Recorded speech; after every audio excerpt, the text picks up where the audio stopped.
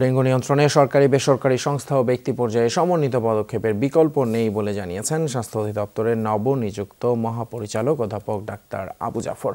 সকালে অধিদপ্তরের এক সংবাদ সম্মেলনে তিনি আরও জানান, বর্তমান পরিস্থিতিতে স্বাস্থ্য অধিদপ্তর এবং সিটি কর্পোরেশনের সমন্বয়হীনতার পাশাপাশি আর্থিক সক্ষমতাও কমেছে।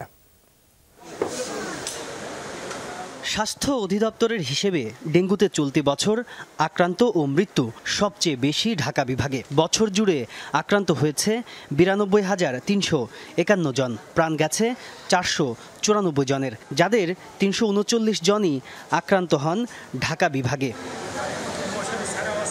অধিদপ্তরের জরিপ বলছে, ঢাকার 2 সিটি কর্পোরেশন এলাকার বহুতল ভবনে সবচেয়ে বেশি এডিস লার্ভা পাওয়া গেছে।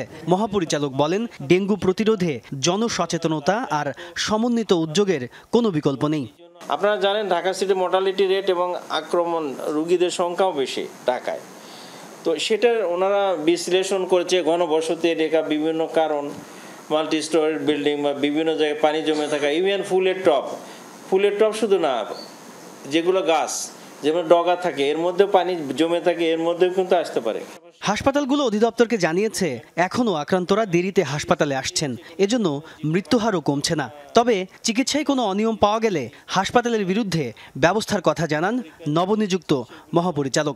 সেগুলো আপনাদের কাছে আমরা সুস্পষ্টভাবে তুলে ধরতে চাই, যাতে মানুষের মধ্যে সচেতনতা বাড়ে, মানুষরা তাড়াতাড়ি হাসপাতালে আসে এবং চিকিৎসা নেয়, এবং এই চিকিৎসা সময় মতো নিলে যে মৃত্যুর হার কমানো সম্ভব সেই বিষয়গুলো আপনারা তুলে ধরবেন।